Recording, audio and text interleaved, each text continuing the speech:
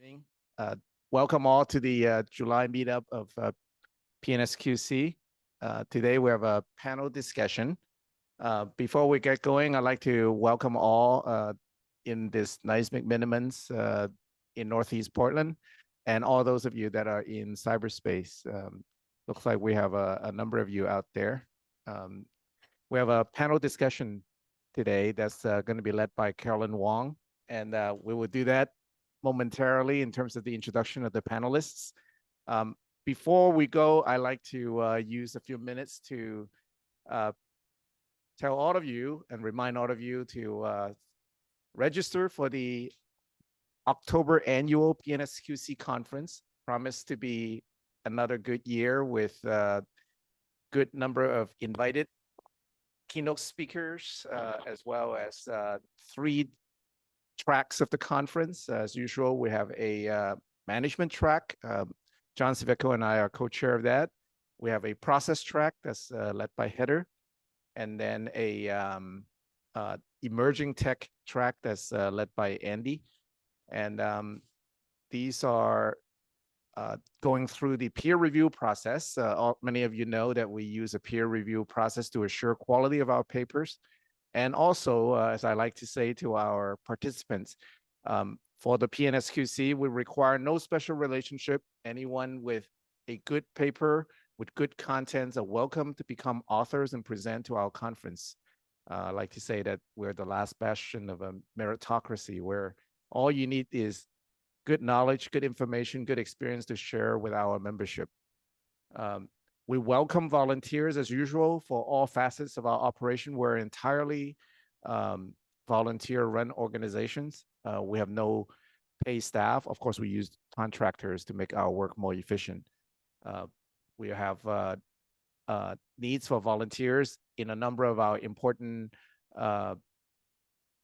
activities. Program chair, Moss, can use help as usual. And then our marketing chair, Michael Larson, can use help, and the list go on. So for volunteer opportunities, please contact our volunteer chair, Sue, and or any of the board members. Go to our website, look at the page for the board members, email any of us, and we'll arrange for meaningful volunteer activities where you can give back to our organization and to the software quality management field in general. Without further ado, I'd like to introduce today's.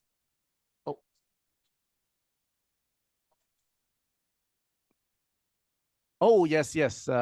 We have workshops at the annual conference, as well as hopefully throughout the year. And our lead panelists, our moderator today, Carolyn Wong, would be doing one of the workshops. And look at our program online, and it's more and more details are made available as our invited speakers are firmed up, and also our technical contributed papers and their authors are firmed up. Carolyn Wong is our distinguished panelist today. She will be telling us about her own background, but she's very experienced in the security field. And without further ado, I'm going to let Carolyn introduce herself as well as the panelists. Thank you very much. Thank you so much. I am so delighted to be here, both with folks in person in Portland, as well as folks who are able to join us online. My name is Caroline Wong. I'm the Chief Strategy Officer at Cobalt. We're a cybersecurity firm. And tonight, my fellow panelists and I will be talking about emerging trends and how those can be applied to software development.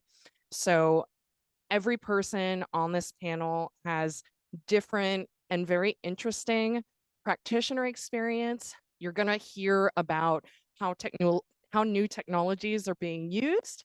You're going to hear about how, in some cases, new technologies get used and then they fail. Stuff doesn't always work out the way that we want it to.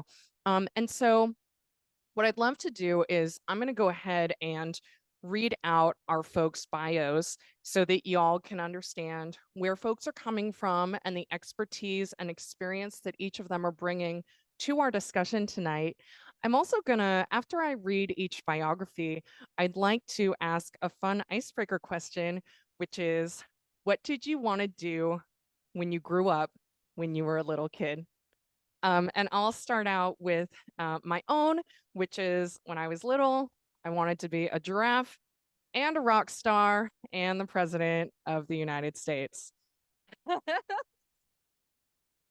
And I turn out to be an executive at a cybersecurity startup. Womp womp. Um, our first panelist that I'd like to introduce is Elsie Miller. Elsie is a dynamic program manager with over 10 years in IT and operations management. She's a pro at driving project performance, improving business processes, and implementing tech solutions. With a background in agile methodologies and Scrum Master facilitation, she excels at leading cross-functional teams and optimizing workflows. Her career took a pivotal turn in 2017 when she discovered Salesforce. And since then, Elsie has been a go-to guide for sales, service, marketing, and IT teams, helping them to simplify processes and unlock Salesforce's potential. She is all about continuous improvement and a growth mindset, seeing tech as a key to transformation. Elsie's specialties include process improvement, Salesforce, Lean Six Sigma, Agile AI, and user enablement and adoption. She loves building strong relationships and making tech work for everyone. Elsie, when you were a kid, what did you want to be when you grew up? I will be honest, I wanted to be a all-star basketball player. And then I ended up in IT and operations, so I think it might be a little bit sadder. You know, we'll continue on. Thank you, Elsie. Next, I'd like to introduce Alex. Alex Bynum. Alex is an IT and security manager at People Data Labs. His career began with an internship at a hospital, inspiring him to pursue a degree in biomedical engineering. He later worked as a quality engineer at a large med tech company where he took on increasing responsibilities and helped open a European headquarters in Amsterdam, spending 6 years in Europe, including 2 in Frankfurt, Germany. Upon returning to the US, Alex leveraged his compliance and program management skills to make a career change and join a healthcare startup's information security team. Fast forward years later, and he now runs IT and security for a data as a service DaaS company. Alex lives with his wife, Jacqueline, and their 2 daughters, Nelson and Georgia, in Northwest Portland, Oregon. Alex, when you were a kid, what did you want to be when you grew up? It's a great question. I think originally I wanted to be an astronaut. And then at some point when I got older, I was like, my dad was a programmer, so I wanted to be a programmer. But then you can see I went to biomedical engineering. And now I'm back with programmers working all the time. So kind of come full circle. Very cool. And can you tell us the proper pronunciation of your daughter's names, please? Nelson and Georgia. Nelson and Georgia. Thank you. Our next panelist is Benjamin Lee. Ben devoted his education to understanding the intersection of disability and societal barriers that cause that disability. Working with the National Federation of the Blind and the broader neurodiverse community, Ben sought to address the employment gap found in those populations by driving the product management of accessible AI-driven job platforms. Next, Ben focused on digital change management in the nonprofit outdoor education and conservation sector. There, he refined his program and product management to launch a 600K SaaS platform for the Colorado Mountain Club. After the successful launch of the project, Ben took time to recover his mental health, and after rock climbing and camping across the country, he found his greatest and most fulfilling challenge yet: starting a video game studio with the sole purpose of tearing through all of the responsibilities in your life and syncing up your inner child with the joys of the world. Immortal Funk games will create experiences that shatter your expectations. Check out Ben's latest project at immortalfunkgames.com, where you will witness fairies riding dogs while wearing sweaters.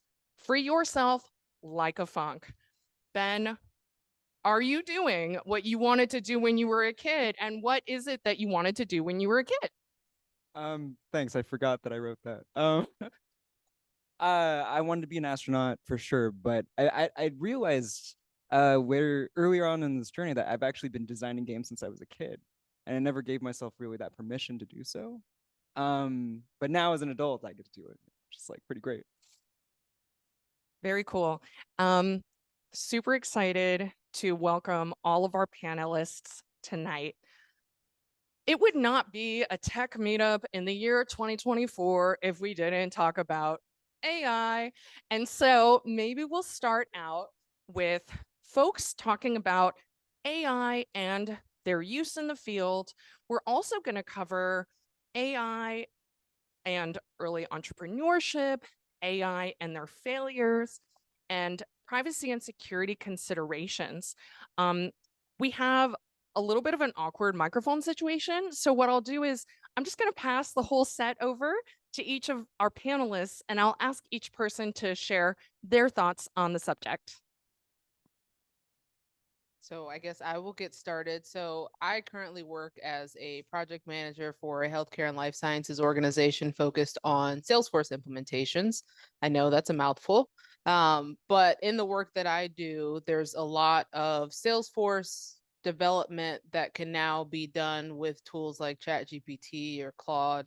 So it really is opening a wealth of operational efficiencies because you don't have to take the time to go find a Salesforce developer, spend the money to find a Salesforce developer, retain that Salesforce developer. You can now leverage two tools that are free to anyone out there to do this work. So I'm very interested with you all as being a technical community, how that actually impacts your work, knowing that these tools can actually do a lot of content creation. Which Claude and ChatGPT. CLAUDE. Yeah. Thank you, Elsie. On to you, Alex. So yeah, what kind of on top of what Elsie is saying, I know she uses it for a lot of like project management and enhancing operations, developing in Salesforce. Yeah, similar experience for me. I think when I talk about project management, and me and Elsie connected on the fact that we're both project managers, PMPs, and so have that project management mindset. And AI has been really helpful, especially at least for the companies I work for. They usually do like quarterly goals or like OKRs or KPIs, whatever you want to call them. And it's really helped me kind of strategize and like sit back and think and just have like almost like a thought partner, but a thought partner with like access to so much information to kind of help me think of what do I want to do next. You know, looking at my company and how mature are we from a security perspective and IT perspective. What are some things that we should be focusing on? And so from that standpoint, it's really helped me like strategize and think. And like I said, just have a thinking partner. And then actually help me like plan out detailed steps of what kind of things I'd like to do. So from that perspective, it's really helped me in the project management space and like strategy space. When I think about, where do I want to take our business next? What will have the most impact?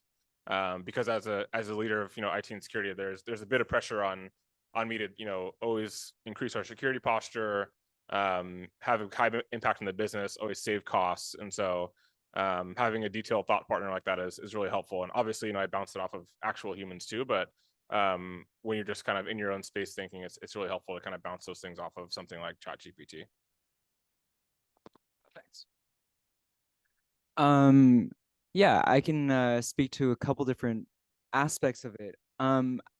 I think like the fact that CJ is working with Salesforce and AI at this point in time. Apologies. Sorry. That Elsie is working with like these kind of like data store programs that like make data analytics more accessible, as well as like as AI gets introduced in that, a lot more organizations are looking to like incorporate that into their structure, and it's not always really the right move for that organization. You have to think about really how humanity interacts with that program at every step of the organization, like which processes and systems have been set up beforehand, and will that facilitate success? So I was really happy that you brought that up in terms of that. In terms of myself, I've been able to use AI in a pretty interesting way. So recently I was diagnosed with ADHD, which was like, whoa. And then AI has, and specifically ChatGPT, has actually allowed me to break through a lot of barriers that would traditionally prevent me from pursuing entrepreneurship. So, yeah, I guess I'll cover it later. Yeah, okay, yeah. Oh, sure, yeah. So basically everything from like which corporate structure I should like I register as, and like which ones are tax beneficial versus like financially risky for me. I mean, that's huge. Like literally saving my credit in my personal bank account, which was really nice. And before I go any further, I want to say that I have had a bunch of incredible mentors that have allowed me to ask the right questions, and that even after using ChatGPT, I still have to use critical thinking in terms of like, oh, what does this really mean? Or like, we use the term hallucinations here, but like it's more nuanced than that. And then I also was going into business with one of my friends. So establishing like working with ChatGPT to work out what a partnership agreement entails was really helpful. Like, oh, what if one of us falls unconscious, like it's vegetative or something else horrible. So it's like you got to figure out like basically all that. So like ChatGPT really outlined like what I need to cover, and then that actually saved me thousands of dollars in legal fees because I was able to preemptively flesh out like what exactly he was gonna ask me, or like even structure it in like a tangible and like cognitive relevant way, like yeah. Yeah, and right now it's helping me prep for like investor conversations and such. And so it's just like basically how to cut through a lot of like bureaucracy and stuff, because I never got an MBA. I mean, both of you are like product-led individuals, and like you constantly have to think about how you're gonna deliver value to somebody, but there's a lot of stuff that can get in the way of that, especially because you're actively doing this like creative problem solving into a logistical manner, and that can be kind of, oh well, it can face a lot of obstructions. Right. So anyways, help me out. Oh.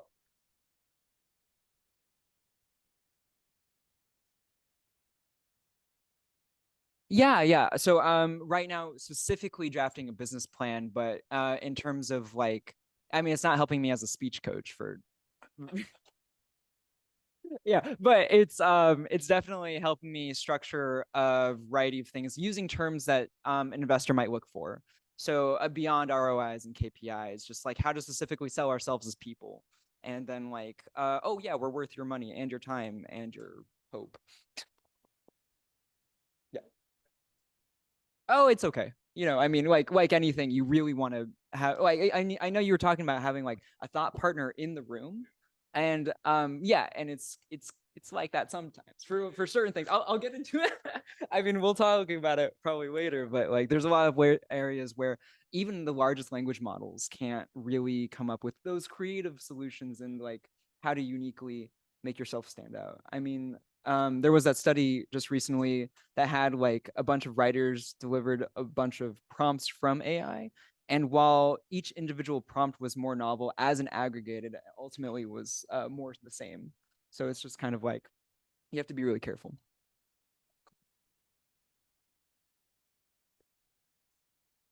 Yeah, I think we've kind of started off talking about some of the positive benefits of AI, how AI can be used. In my work, the way that we're using AI is that at Cobalt, we work with a community of 400 or so international penetration testers. And these folks, they're responsible for hacking and they're responsible for writing pen test reports. And for a lot of these folks, English may not be their first language. They are required to have business level English proficiency, but we're leveraging AI for things like grammar and typo corrections, which previously, and we still do have actual human editors who do things like write templates and go over some of these things. But AI is really allowing us to scale. At this time, if y'all are up for it, I'd really like to kind of pivot and talk about maybe some of the things about AI that are either a little disappointing or maybe a little dark, or any sort of cautionary tales that folks might want to share with regards to the use of AI. So I think maybe Elsie and I were going to say the same thing, but so I was talking to a group of middle school and high school students the other day, urban youth league, so a bunch of black and brown kids, and what I was really like pushing, the topic of AI came up, is like, we need more people that look like me and us in that field, because right now it doesn't, it's not a very diverse field, and I think that contributes itself to some biases, whether they're seen or unseen, inadvertent or advertent. And so I think it's really important to diversify who is working on AI and making sure we have the right voices, and not necessarily working on it, but also advocating for it, regulating AI, and talking about how we should use AI and what is beneficial for people, like if there should be an age limit or just certain controls in place for AI, because people were like, oh, is it going to go away? And no, the answer is no, it's not going away. It's not going away. It's only going to get bigger and more proficient and better, hopefully. And so I think now is the time where we all need to start having this conversation about, what are the things we can do to make it more equitable and make it more inclusive for everyone. Because right now when I upload a picture of myself and I'm like, hey, make a picture of myself with a cool background, it gives back like a white guy with straight hair. So, so yeah, there's that. So yeah, I'll see. Off to you. Yeah, no, I same thing. I've loaded a picture of myself, and I actually came back as an Asian woman. Not quite sure how that translated, but so I did read a research from Pew Research Center that said that 52% of U.S. adults are now more concerned with the daily use of UI as compared to, I want to say, 36% in 2022. And I think that is highlighting the fear or confusion of what artificial intelligence can actually do. And I think it takes the exploration from people that are from all sorts of diverse backgrounds to get in there, try it out, let it know when it's not doing what it's supposed to do, speaking in the language or the common language that you use or conversation that you have with your friends or your boss or all the different people that you have conversations with. It really is taking that opportunity to have that conversation and then taking that information and saying that's a bad response, that's a biased response, that's an incorrect response. But we really have to get in there in order to change our perception of what artificial intelligence will look like in our daily life. So that, yeah, kind of just piggyback on that a little bit. Oh, Yeah.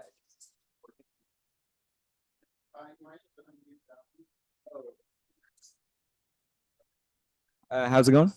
Oh, it works. It works. It does work. We're gonna solve some echo issues. Sorry there. It's cool. It's not cool. It's very not cool. Yeah, it was just yeah, we're good. Yeah, and I think it's just increasingly clear that a lot of the models that we were trained on just didn't have any kind of diversity within them, and it's just, I think it shows through and everything.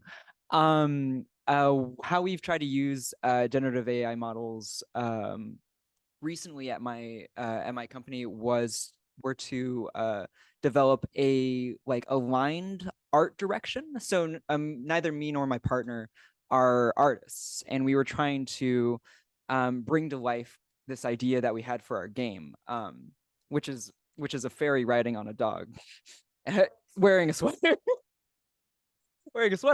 which is the most normal thing, obviously. No, so we were trying to do this, and we're trying to use these image generators that have obviously used a lot of stolen art, and we wouldn't use any of this art in our game, but we wanted to come to an artist and not just be like, well, it's kind of like this thing here, so we wanted to have a conversation starter as a starting point, but the model failed. Like every time we tried refining it for days, and we were just like, this is a waste of time. This is just because it really cannot come up with something like truly novel, and that's where a lot of, I guess, job security could be found, in terms of like creative endeavors, but more so, even non-visual like ideas, like you're going to come up, I mean, members of this community are going to come up with these really novel systems and interactions with technology that AI is just not going to be able to create. In my opinion, for a long time. I mean, we ran into this issue when I was working at Mentra, which was a startup using AI to have more sustainable job placements for neurodiverse individuals. I mean, just like the success criteria was so complex in terms of like, what does a successful placement look like for the wide spectrum of what a brain can be? I mean, and then like backfilling that with like data that we were then creating and then recording and stuff. I mean, just like you don't have these legacy data models that you can then bring over to then inform what is truly a novel use of data. And so, yeah, it trips up.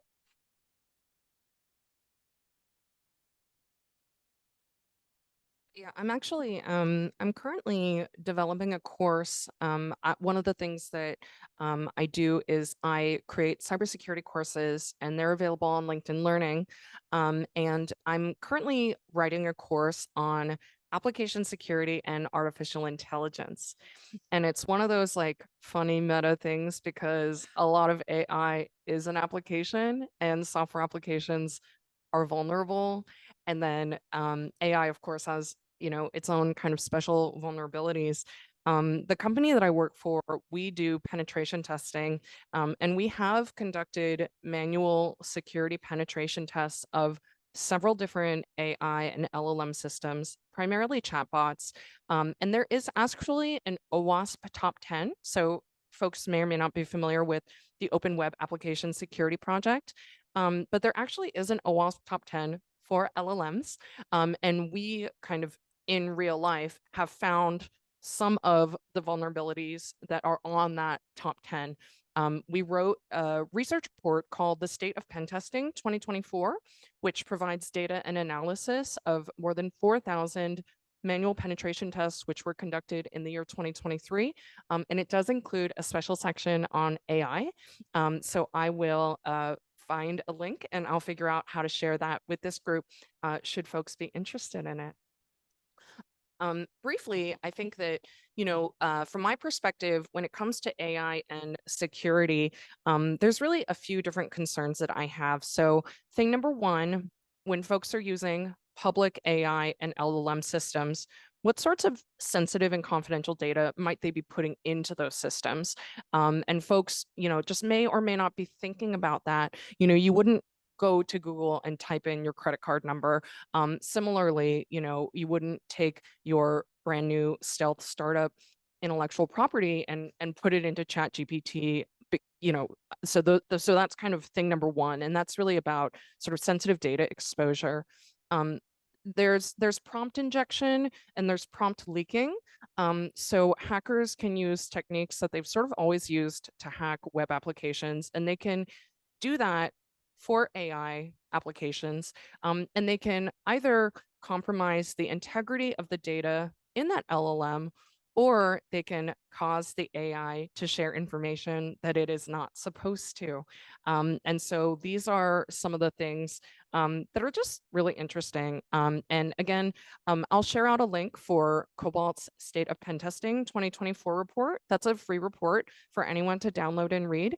And I expect that my course on artificial intelligence and application security will come out kind of before the end of this year. And if it does, if we're connected on LinkedIn, then you'll be able to contact me and be able to view that course at no cost. So please don't hesitate to reach out to me. Does anyone else want to talk about privacy or security of AI? Yeah, so great question, great topic, and yeah, great points you bring up, Caroline. Because IT manager, and I manage in security. I manage a lot of our technical SaaS apps at our company, And I can't tell you as an admin of a lot of these apps, like how many emails I get of like, oh, we're coming out with this new AI capability, coming out with this new AI capability. And like, it sounds great. And like what they can do is like really help you progress, like talk about like Asana or Jira and like summarize a Confluence page or summarize a ticket and like talk about next actions you want to do, which is great. It sounds really great.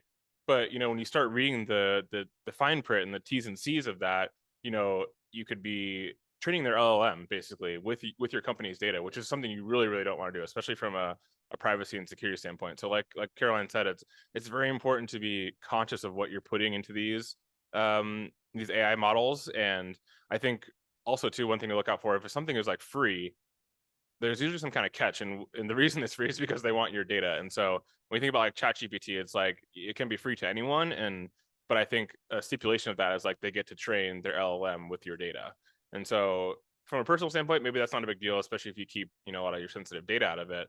But from a company standpoint, it's something you want to be really careful with. And I work very closely with our privacy team to make sure if this SaaS app does have an AI model that we're interested in using, making sure we have like a data process agreement in place, right? And so if something goes wrong, like we can help hold them liable, and making sure we're just covering ourselves, because like I said, we have to be really conscious of what data we're putting where, and especially if it's like company data, sensitive data, you always want to make sure you try and take that out of these and not train these models on that.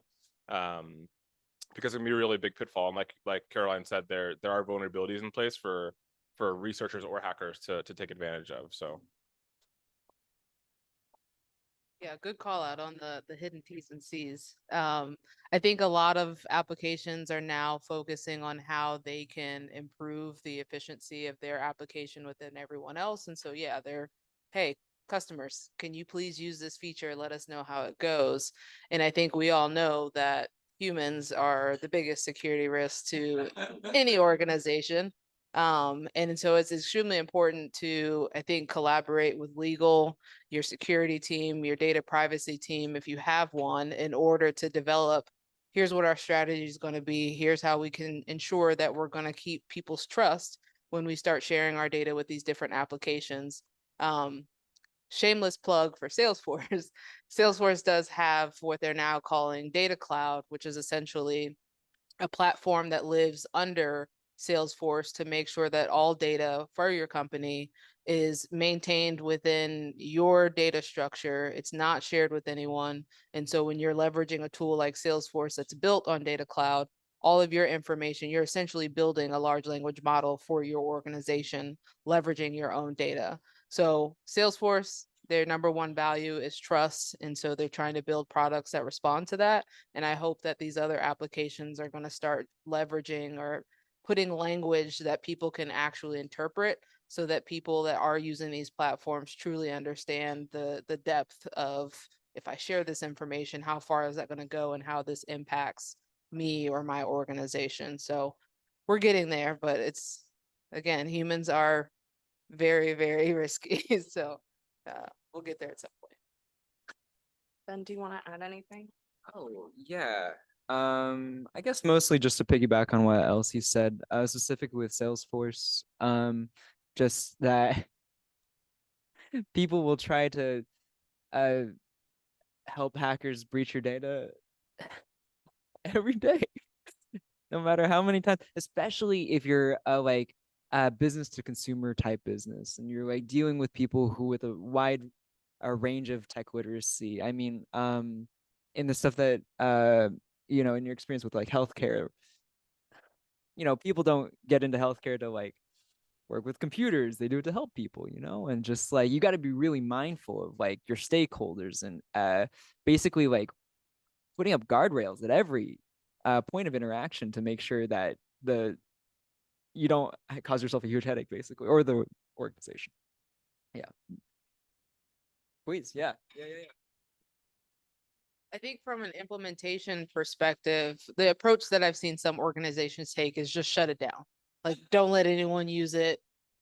And I'm like, you already know that people are going to go on their personal computer and try what they can't do on their work computer. And so I don't agree with that strategy. I understand it because you can definitely try to catch things before they turn worse. But I think it comes back to getting organizations to collaborate.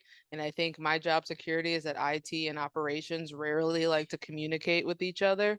And so being able to actually get a pilot group together to start to understand across operational teams, across our IT teams, how can we leverage different AI tools in order to improve our operations rather than just putting that big brick down that says don't do anything. We'll get to it eventually. I think that's an approach I think that's going to hurt organizations in the next few years. Now might be a good time actually for me to just kind of ask maybe our folks in the room. I'm not sure if there's an easy way to ask folks who are online, although I wonder if it's possible if anyone wants to write a question in the chat.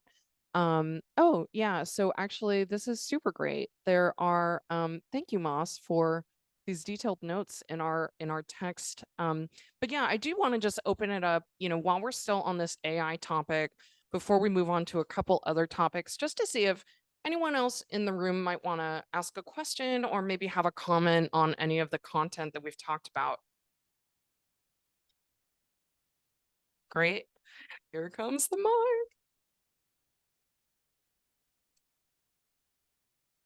Oh, is this me first? Testing. Hello. Oh. Gotcha. Okay. Yeah. My question was actually for you, Caroline. You mentioned about the vulnerability with AI and applications and cybersecurity. Which applications do you feel like are at the most vulnerable that people often underestimate? So what a great question. What applications are the most vulnerable that people underestimate? I will kind of broadly say, look, software and the internet are built fundamentally to share data and to connect people. And folks are going to do that for good reasons, and folks are going to do that for not so good reasons. And I think that as a consumer and as a professional, honestly, some of the best things that I think any of us can do, there's really two things that everyone should definitely keep in mind. Thing number one is simply update your stuff. Your phone says there's an update, make the time for it. Your laptop says there's an update, make the time for it. Anything, anywhere in your life that says there's an update, make the time for it and prioritize it. Thing number two, usernames and passwords are not secure because people can guess them. And if people can't guess them, machines can definitely guess them. So for any account that you really care about, use multi-factor authentication. This is simply that thing where, if I go onto my bank website or log on to my banking app on my phone, it'll say, Caroline, what's your username? What's your password? And then it'll say, in most cases, we're going to send you an SMS and it's going to have a code. Type in the code. Now, most security people are kind of all about the 100% security. And does that particular use case that I stated, is that entirely risk-free? No, it's not. But for the most part, those are, in my mind, the number one and two things. The number three thing, just to kind of like round it out, is, as Elsie was saying, like, people are sort of the greatest risk. And actually, human psychology, like, we want to help people out. That's like a normal human brain thing to want to do.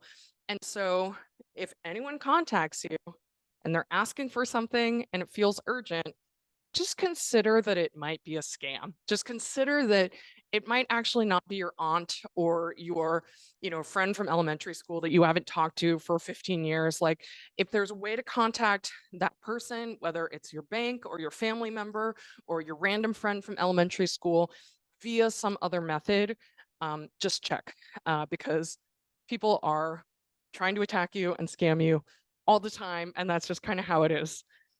I don't mean to scare anyone, but those are just some things to keep in mind. Thank you so much for your question.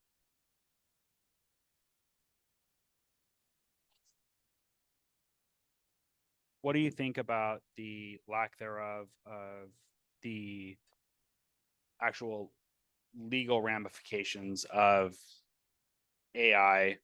For example, there's lots of back and forth in the political space about like, how do we want to moderate this? How do we want to control it? Can you tell me a little bit more about y'all's opinion on that?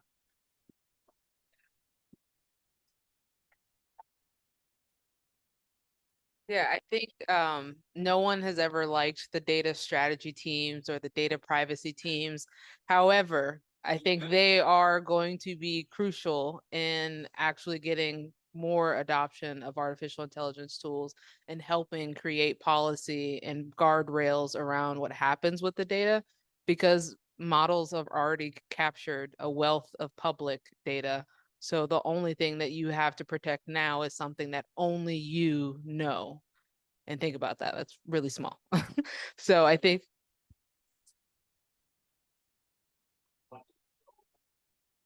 exactly.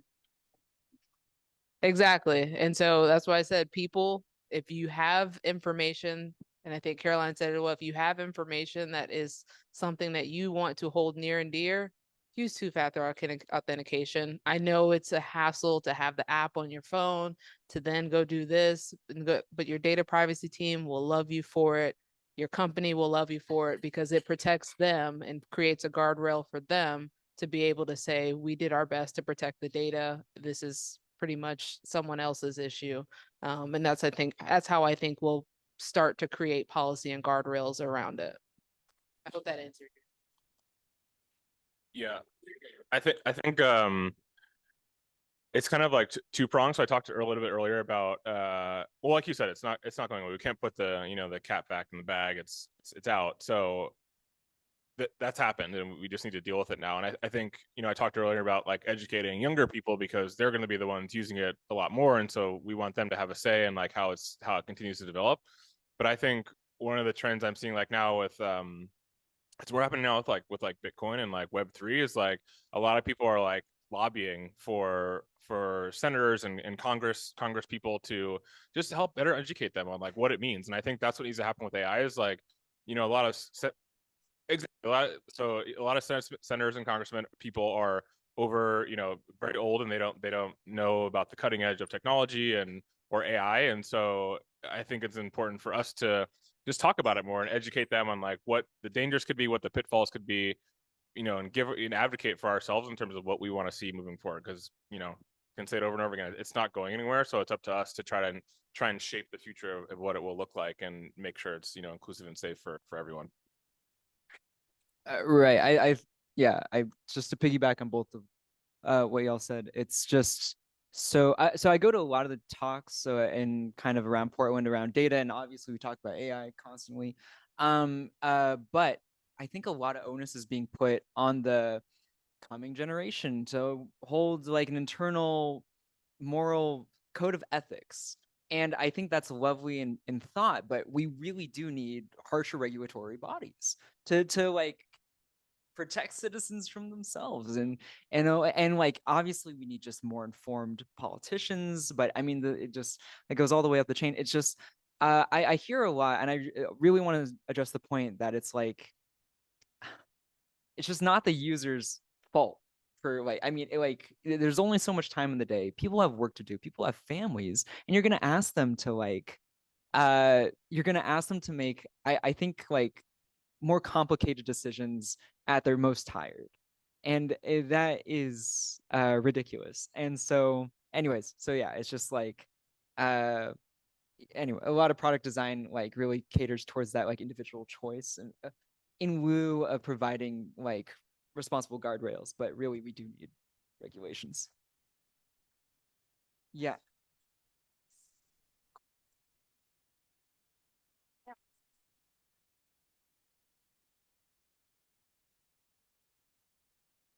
Hi, I'm stop making a small comment. I work in Oregon state government, and I have a colleagues in the Department of Justice, and I talked to her one time when I was writing a paper for PNSQC about AI.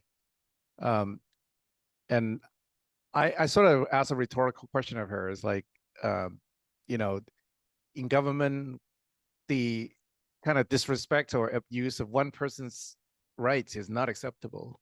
And yet large language model amount to statistical correlation. And if you're lucky, maybe you have 99% or more accuracy, but then are you potentially violating the rights of that 1%, which is fundamentally unacceptable. So that then put a different parameter against this very optimistic view that, well, if it works most of the time, then it's great. Well, no, the abuse of 1% or even a fraction of a percent in many contexts is unacceptable, especially when it comes to decision with regards to rights of individual, like parental rights. The state can remove somebody's parental rights, whether to release somebody earlier from prison. These type of questions are serious questions. And another thing I have deep concern as I was writing the paper is, I think, most of us in this room, we're Americans. Some of us have another culture, and some anthropologists believe that languages, at some level, there are things that are fundamentally untranslatable. And we all believe in the prowess of Google, but Google doesn't even operate in China. So how good can some of the Chinese-based large language model be when it's Google? So my question to all of you is, so what about that fraction of 1% of people's rights when you cannot violate? And what about those models from large companies that may not even operate in countries such as China, which is like 1/4 of humanities?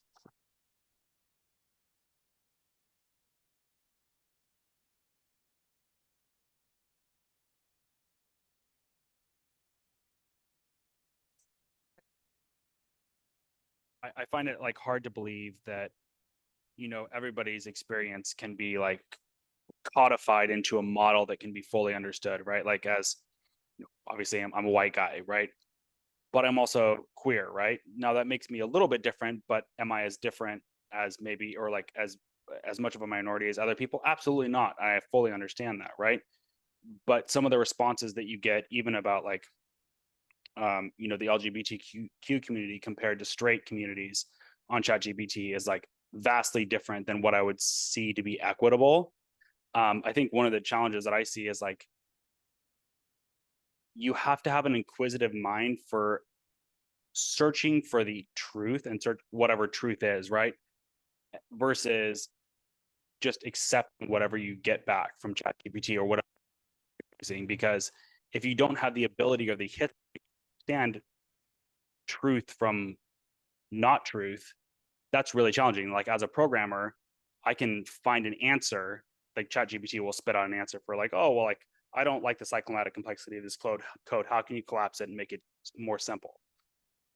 Or write an automated test for this. It's like, well, the test that you wrote is shit. It's garbage. Like it's like the most basic test that doesn't actually test the business logic at all, right?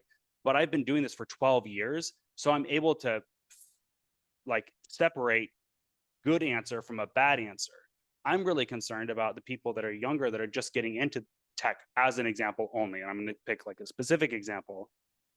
They can't separate a good answer from a bad answer, and they can't ask the right questions to understand, well, why is that a good answer or a bad answer? That's what I'm concerned about.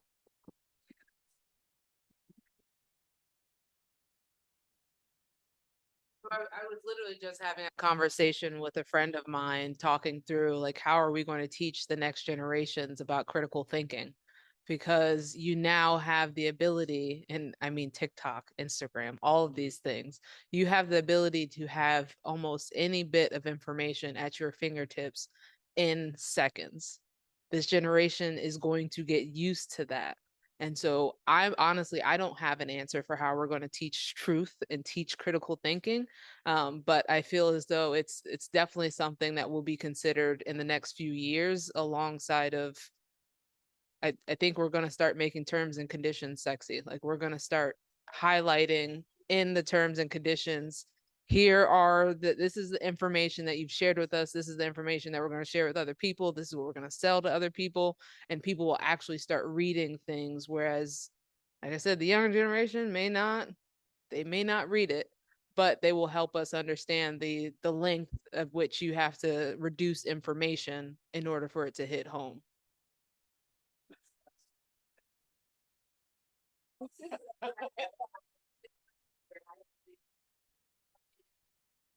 we're just having it. Well, maybe it's an off the wall observation, but in the world of Google and TikTok and Facebook, the younger generation are a lot more comfortable with sharing. It's like you're the product for Google. And yet most people know this. Most people are like, okay, yes, that's what I got to do to get the service. Whereas, some of us grew up in time where it's like, no, that's my password. I'm not sharing. And so it's this mindset that people are used to sharing their personal information. They don't value as much as people once did.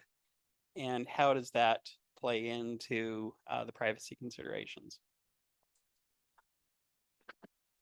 Yeah, when I think about my my kiddos and young people in my life, I think to myself, okay, first of all, I've got my 12-year-old niece here in the room with us. Delighted that she joined us here today. Hi, Taylin. And what I say to my kids, my niece, I say, look, I'm going to put some AI stuff on your iPad so that you can practice because I want you to get really familiar with this. I want you to talk to this app as though you're asking Google a question because that's something that we all know how to do.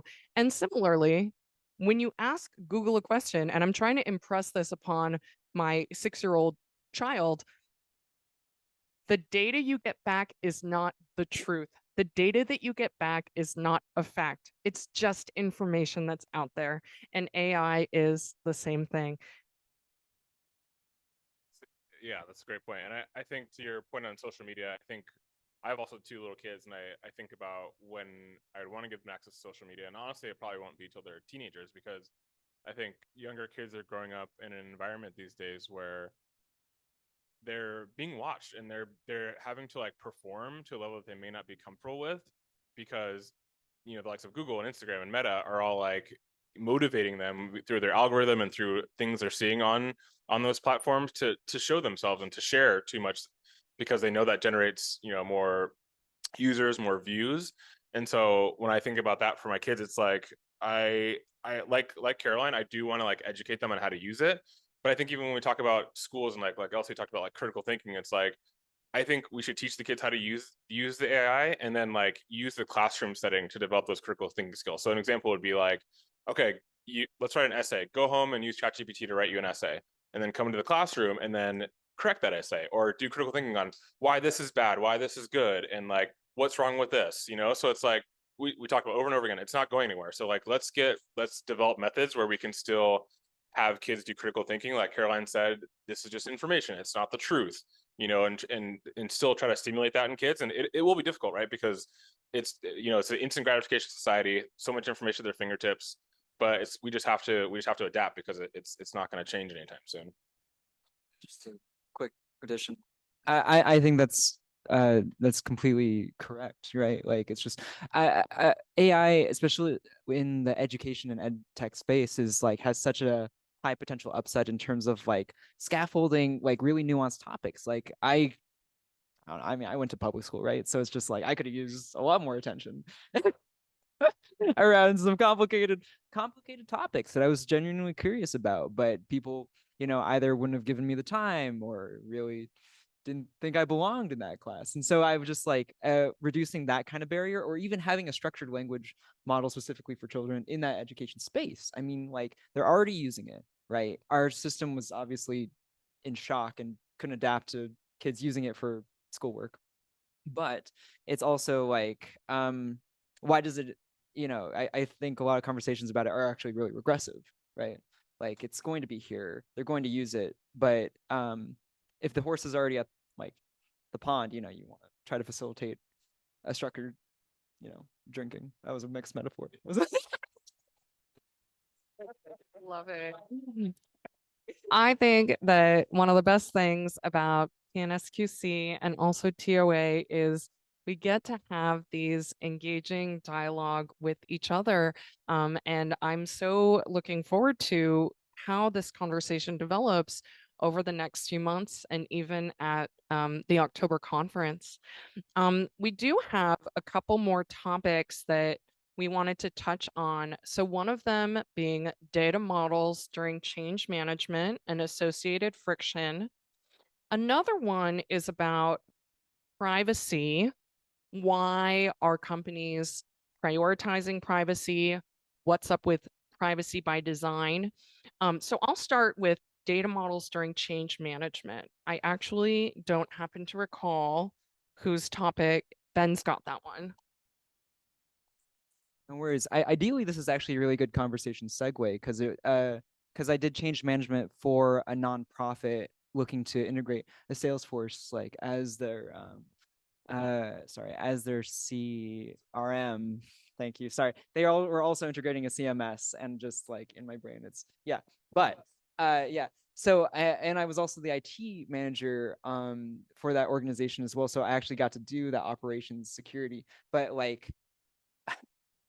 Bringing forth that entire digital change was quite difficult because of obviously like the human nature of it was like a 110-year-old organization.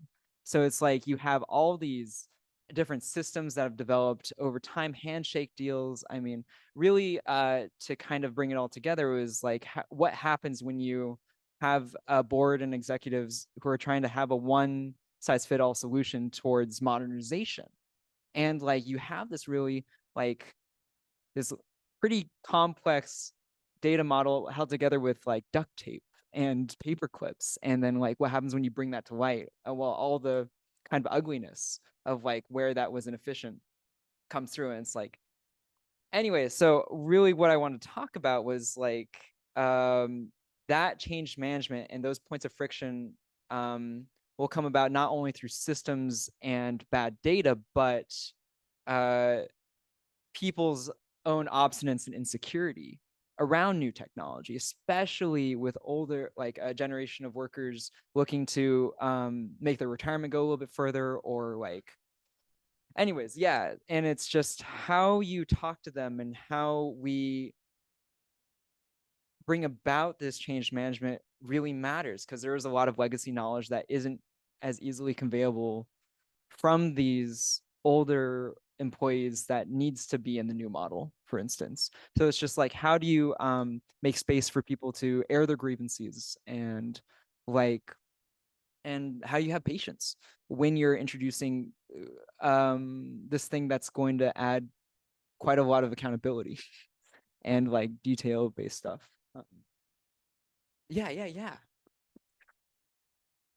Yeah, I think change management has been a fun part of project management because I always tell people that people deliver projects, not any plan for scope, budget, timeline. People are going to be the driving force for whatever change that you're trying to make.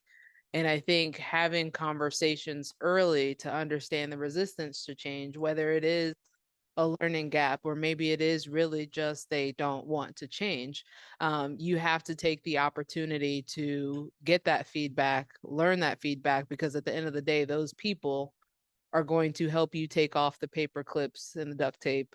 And so in order to take off the introducing the next shiny thing, you have to really help take them on a journey to see how my paper clips and my duct tape is going to turn into this blue shiny car that drives faster than I could have ever imagined.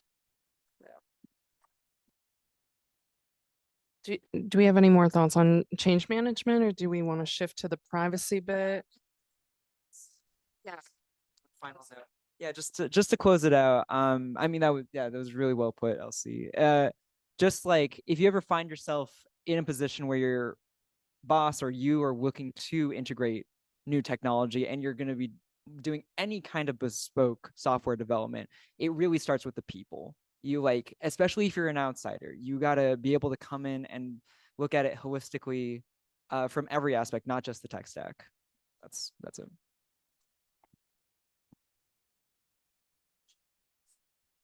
Sure. Yeah. So I think back to kind of the privacy security. Oh, thanks. Back to the privacy security discussion. I think this is more related to like software development, and I think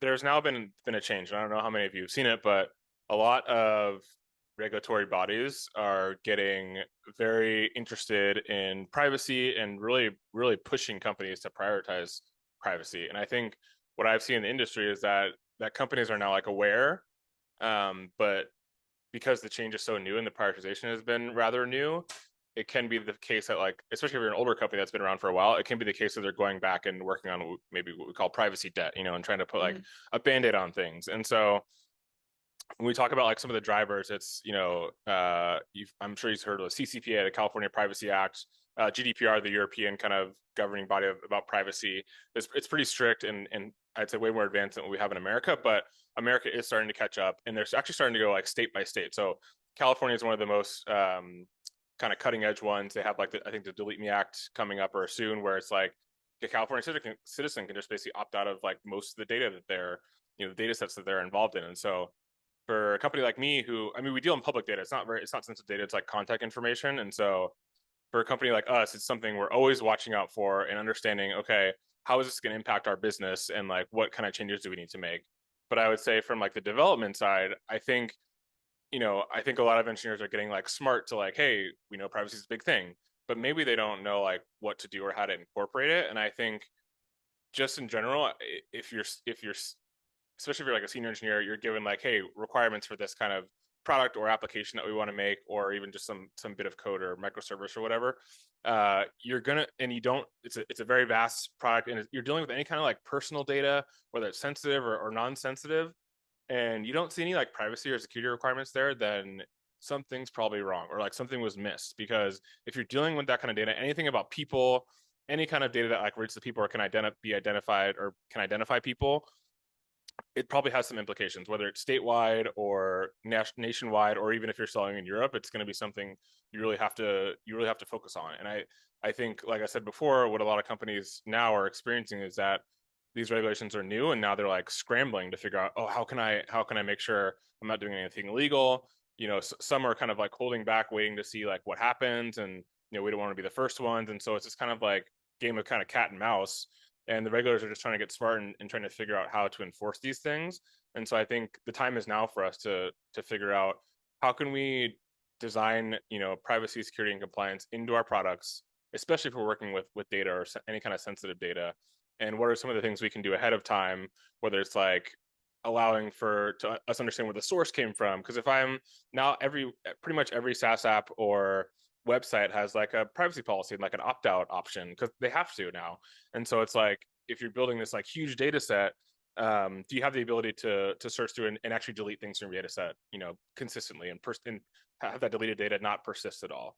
And so that's a big thing to understand and be aware of, especially, like I said, if you're working with data. It's very, very relevant for me in my field, but just something I want people to start thinking about and being aware of, because it's only going to get more and more restrictive. And so how do we prepare for that now? Because if you prepare for it now, it's going to cost a lot less than having to go back and trying to compete for, existing business priorities with like privacy or tech debt, So it's like, it really will benefit your company if you start thinking about that now. And I kind of, just because you're all, a lot of you are developers and software engineers, and trying to it's not your responsibility necessarily, but just the awareness of like, hey, are we thinking about this? Is this something we've talked about?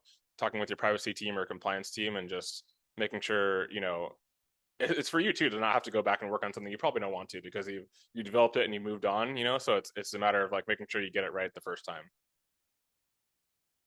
Anything else on that topic? Yeah. No, I'm good. I'm Okay. good. I think Yeah.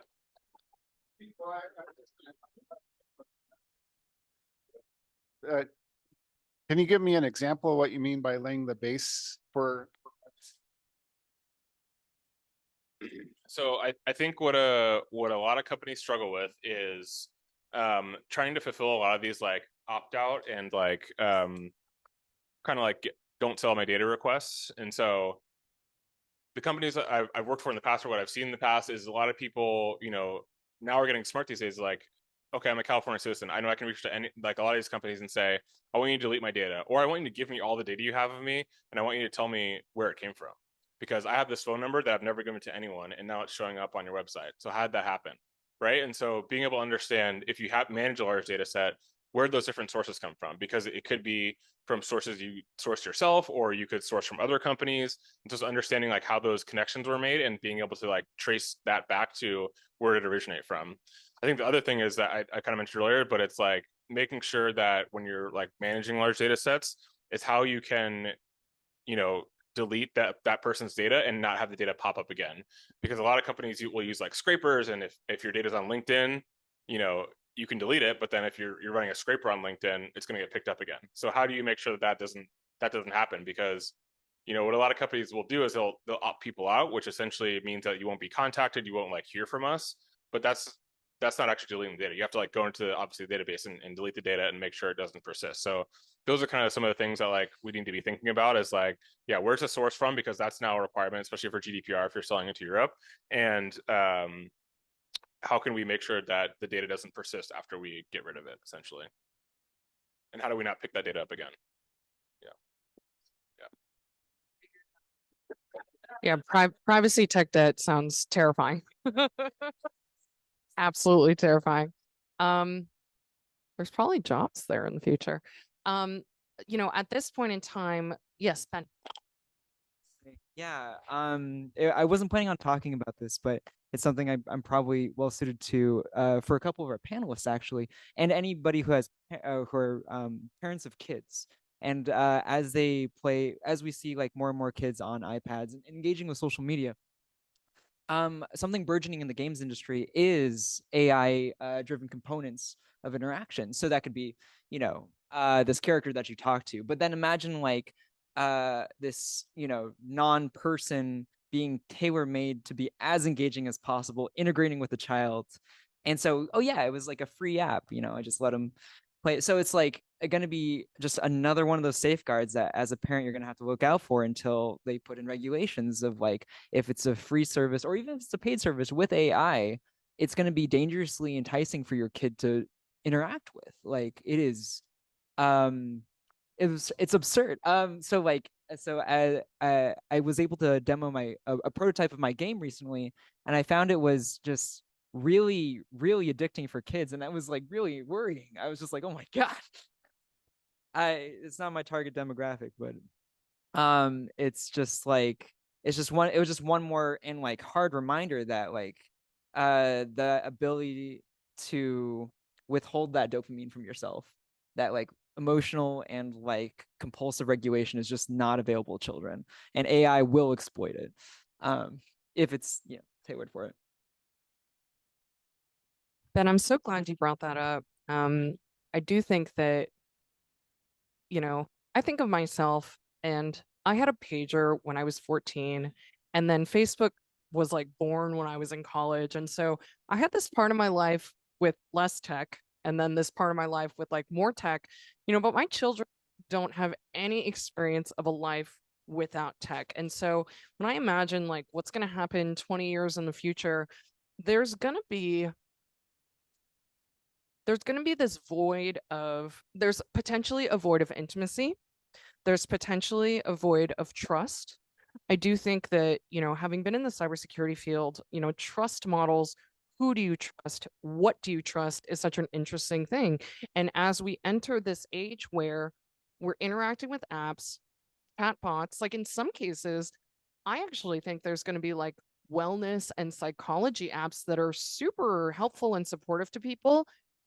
And at the same time, how can those same technologies, which is an AI bot becoming your friend, gaining your trust, how does that work? What does that look like? You know, what's gonna maybe become rare in some parts of the world, because, you know, different parts of the world have all sorts of different connectivity situations, is wisdom and experience and discernment and critical thinking. And maybe what's going to happen, and we've seen some versions of this, is what are these groups and populations going to be like who don't have attention spans? And what does that mean? And how can we cultivate that for ourselves, for our communities, for our children? So really, really cool direction and fascinating, right? I am eternally an optimist.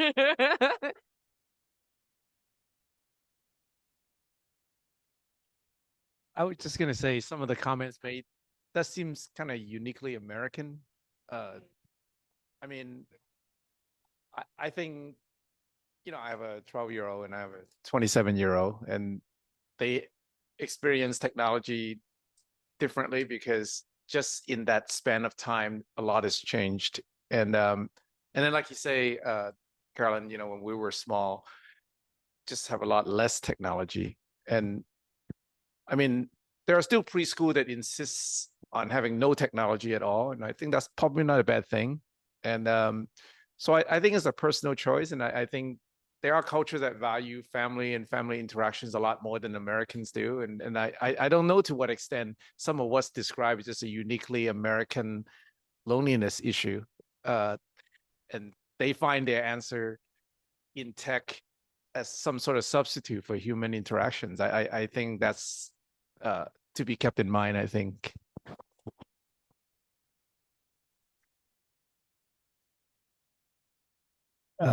Going back on some of what you said, I'm curious why humans think that humans are the best for human interaction. Maybe AI is better for us for interaction than humans. And maybe that's just evolution. I think that's a really good point, right? I mean, I think that we're at this stage right now where so much of it is new that some people are excited about things, some people are terrified about things, some folks are diving in, some folks are saying no, avoid. And one of the areas where I've heard kind of a similar conversation come up has to do with driverless vehicles.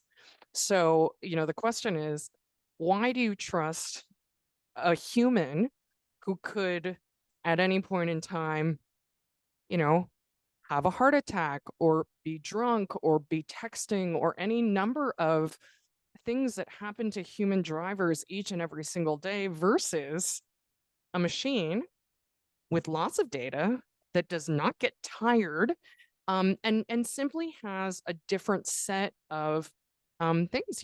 I think it's a fascinating and really great question. To what extent can AI provide supplemental joy, intimacy, trust that humans need that we're actually not getting? And so I think that there is an opportunity for us to question it in all sorts of different ways. Thank you so much for that question.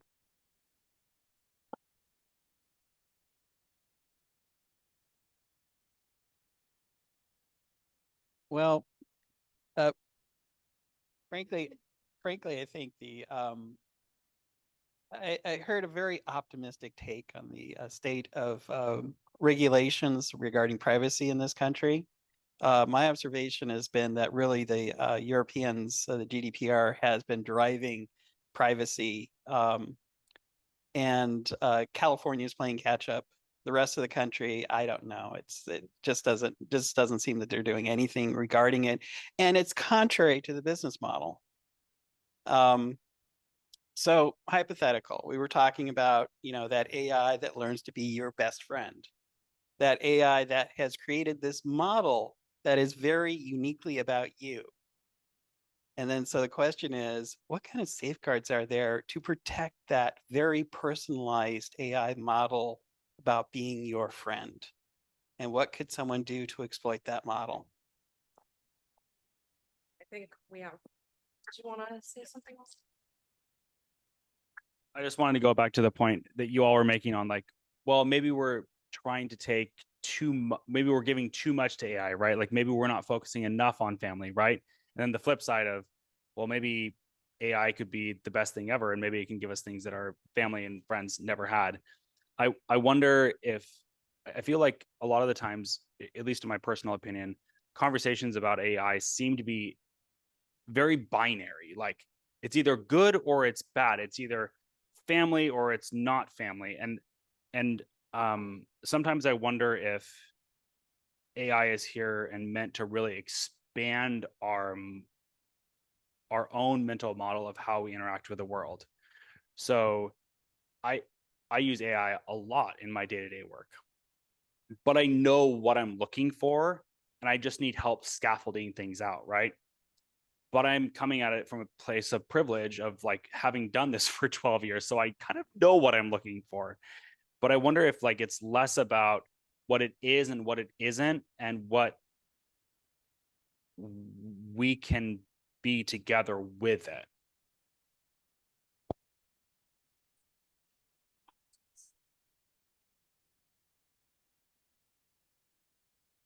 Else, I'll take it. Okay. So to respond to having really an AI tool that knows you better than you know yourself, I think if there was a day and age where building your own large language model was actually accessible, it would be possible. But right now, no one has that technical expertise, especially in marginalized communities. No one has that technical expertise to go build their own large language model and say, I'm going to teach you everything about me. I'm going to keep all of my information safe. And then to your point in regards to expanding, I think what is true or false, at the end of the day, a computer is still ones and zeros, on, off, yes, no.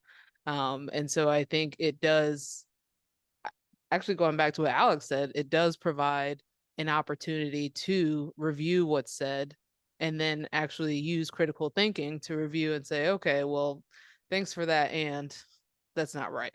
But I think it has to at least be accessible enough for people to actually access it and interact with it. And then they're like, oh, there's more to just yes or no. It's actually something beyond that. I wanted to address something that you said. It was about like the evolution of our species in like conjunction with tools, and maybe that's really what we were always supposed to be, just intimate with these robots. No, just I'm joking. But it does. I wanted to specifically call out that kind of terminology and what the conversation around the future of our like society really looks like regarding AI and its integration into. Because evolution is not a prescriptive path, right? It's something that we determine. And because this tool was developed within a society, an economic structure that incentivizes like profits and stuff, it's always going to be against profit to have that privacy and security. And therefore, like, I kind of want to bring it to this point that like evolution is once again this like kind of path that we choose. Like we can create a society and use technology in a way that supports and scaffolds intimacy and connection and that kind of like interpersonal development. But not right now. Like it's actively, not, it's just not even a not yet kind of thing. Without regulation and without intentional design, then it isn't. It just won't. It will like incentivize that loneliness. Yeah, I mean, I think about when I was like younger, and I think if like what Elsie was talking about, if we were able to like build your own large language model, or if you had your own and like had a way to keep it private and secure, like yeah, it would be nice to have an AI to talk to and just like bouncing things off of. But then I also wonder myself as an introvert, you know, looking to like go inward, would I not develop my skills of like communication? And it's like I think if everyone, I understand what you're saying, and I think yeah, I would like an AI to talk to and like that knows me really well. But then on the other hand, then what happens to our like societal communication with each other? And like, do we just not interact with each other anymore? Do we interact through AI?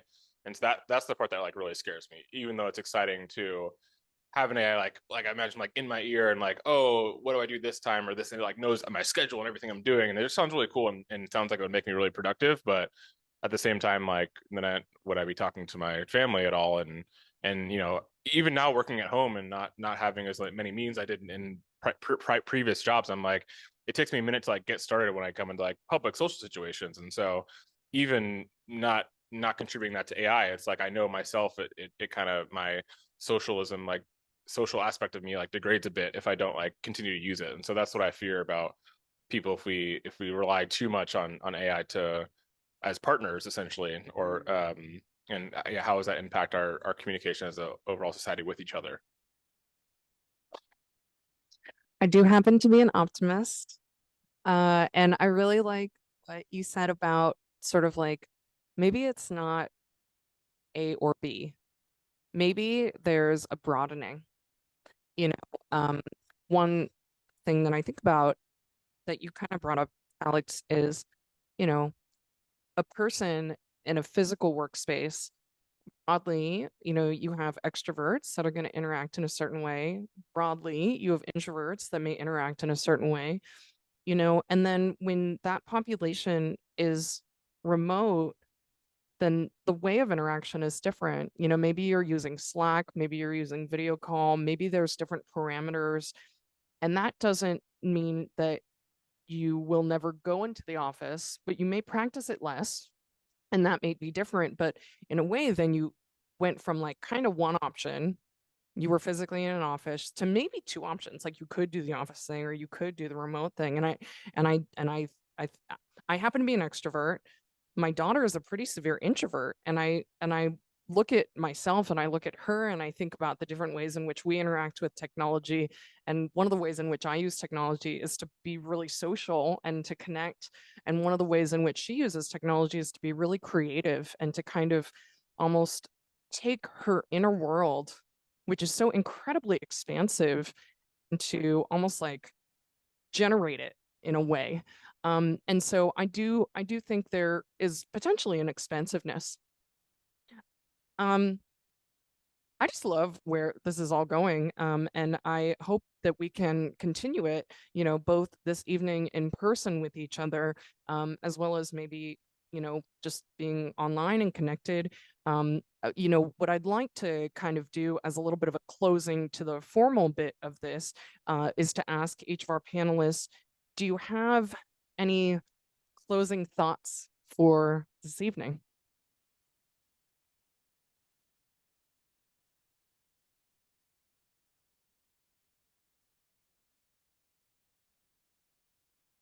I have one and it's kind of weird.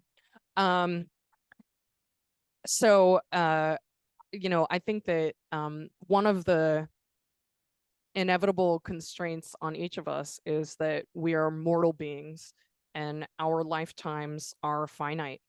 And so I think that while we are very influenced by those who came before us, and while we will influence those who follow us, you know, the finiteness of our lives, I think there's something very beautiful about that. And I think that, you know, for all the expansiveness that we have and that we're gonna get via tech, via connecting to each other, whether that be with actual people in real life, you know, or via whatever technology and across whatever boundaries, you know, I think that what we have is the present moment. There's an opportunity to find peace and joy in that present moment.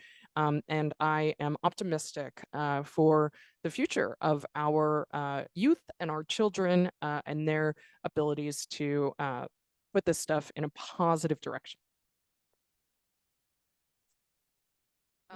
So I think it's really important for everyone to develop their own definition of trust.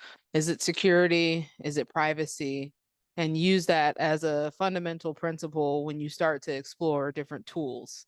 Because I think the exploration is required, but really the only thing that we have capacity to do is define trust going into these different tools. And I think similar to you, I'm optimistic that the future is bright, using artificial intelligence to make things a little bit easier, expanding our creative arms.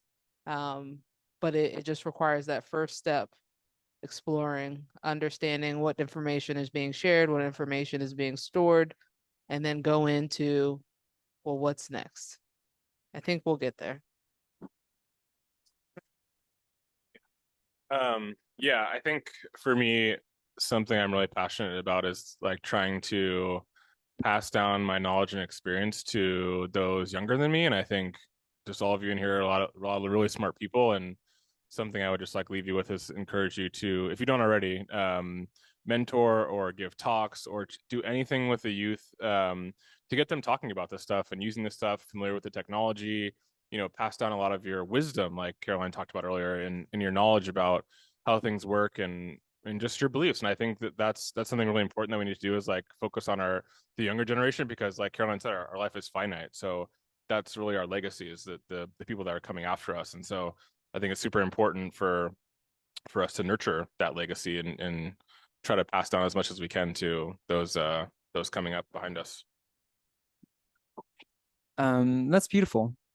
I just would like to say that if you're, if you have concerns about, and how could you not, about AI moving forward, I just wanted to say that the fundamentals of artificial intelligence are actually fairly simple. Even if like you don't have a coding background, the way to break down it's really like artificial intelligence makes it sound so complicated, but it's unless like the fundamentals of it are actually really quite simple. And if you can take the time to do it, you might feel more confident going into a lot of different decisions in your life. And if you can code, then you could probably write a basic neural net.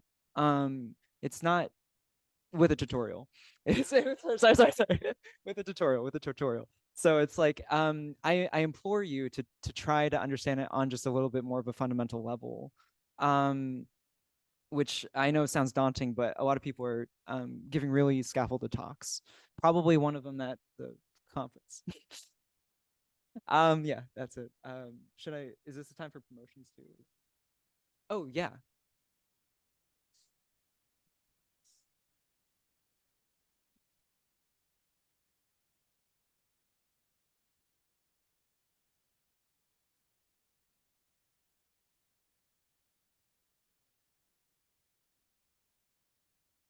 Just like current cases of how we interact with it differently, or in the future? Oh, I mean that we're already encountering that in quite a bit in phishing schemes. I see that I'm a lot in terms of like emailing and such, but I think we actually, a lot of people will get frustrated in different contexts other than scams. So for instance, some car dealerships started to use a smaller language model, or no, they use a large language model for their customer service bot. And it derailed really fast. Some people got really frustrated with the lack of like adequate answers, but some more tech savvy people started like really exploiting the AI's access to a variety of databases in the company. So it's like, so you really gotta, it really depends on like what who the person is when they're talking to the AI. But I think the heart of the question really was like, do we talk to AI differently, or does that like inform like what kind of questions we ask it, or even how mean we are to it? I mean that was a huge thing with Google and Alexa. Yeah, and just like I don't know. I mean it's going to really vary person to person. I mean, I think personally, based on what I do and what I've heard from others, I think we totally talk different to AI than we do to people. I think, like you said, we can be more mean, but also like more forthcoming, like saying things or divulging things that you might normally not to a person you just met, and knowing or thinking that it's not going anywhere besides this particular chat. And so I think it makes me fun of this. Think of this funny commercial where this lady's calling and she thinks it's a bot, but it's actually an actual person. They just go back and forth. That's and then for me too. I mean, personally, and I've been mistaken for a bot, and so I'm like, is that a compliment because I'm so consistent in the way I communicate, or is that not a compliment? I couldn't figure it out. But yeah, I think it's totally a difference in terms of how we talk, and that's important, right? I think, and maybe that's something we need to like regulate and think about, is like divulge you're talking to an AI versus not, and like making that very clear, and just so people are aware of what's going on. Yeah, love this question. And just kind of want to say, I think that even before AI, there are variations of this kind of that we're experiencing already. I have an Instagram account.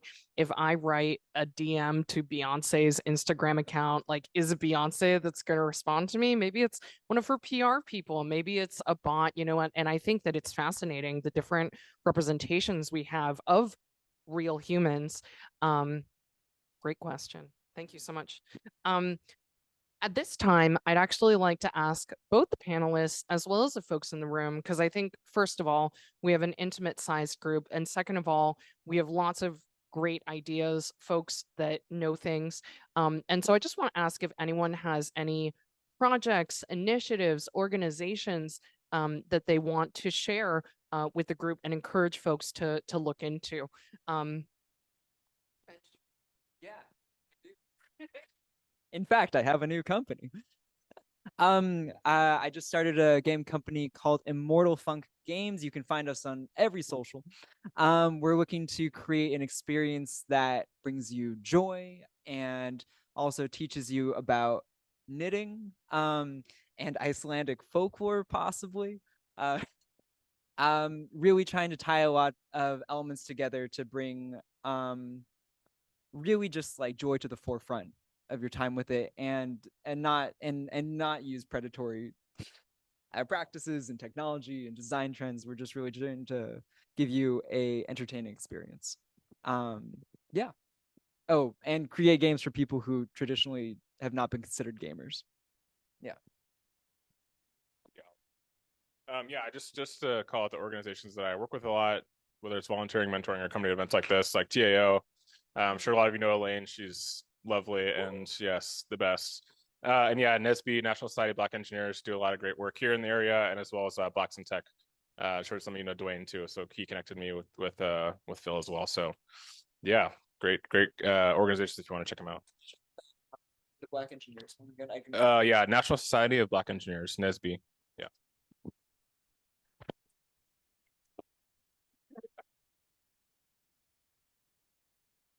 Just briefly, I'll just say that I'd love to connect with folks on LinkedIn. I do make a lot of LinkedIn learning content, and for anyone that I'm connected with, or if I show up on your feed, you can receive access to my courses at no cost, and you can also share them with your colleagues, your friends, and so would love to connect and continue chatting with anyone and everyone here.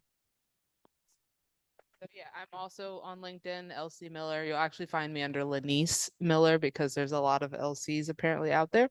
But I actually just started creating content to get people more familiar with AI tools and CRMs, specifically those who may not be in the business realm and using CRMs or understand what they are. And also selfishly, me having an opportunity to explore and explain technology or AI technology to everyday users. So I have a website, I have social, it's Ally in Tech, ALLYINTECH. And I encourage everyone to follow me so that I can hopefully teach you something as well. Thanks so much to our wonderful panelists. Thank you, PNSQC. Thank you, TAO, for bringing us together. I do want to also just open it up to the room if folks have projects or initiatives or organizations that you'd like to share. I think we're all ears.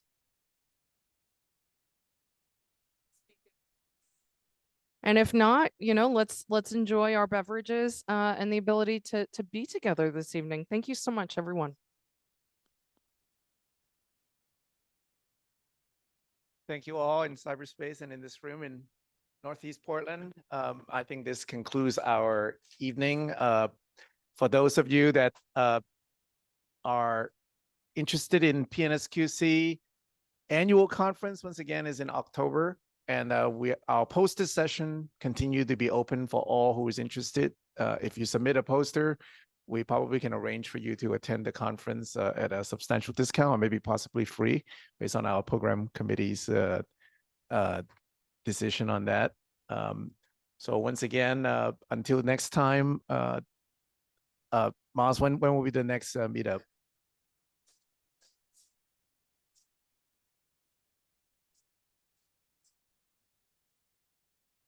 We have meetups monthly, with the exception of the month of October. Of course, that's our annual conference, and then we have our annual meeting in November. And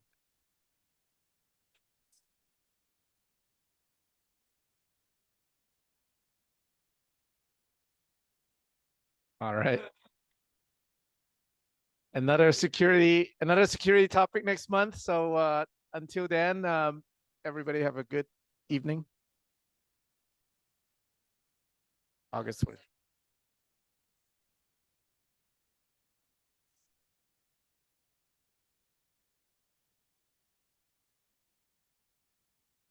Okay, all right. Thank you, everyone. Have a good evening. Good night.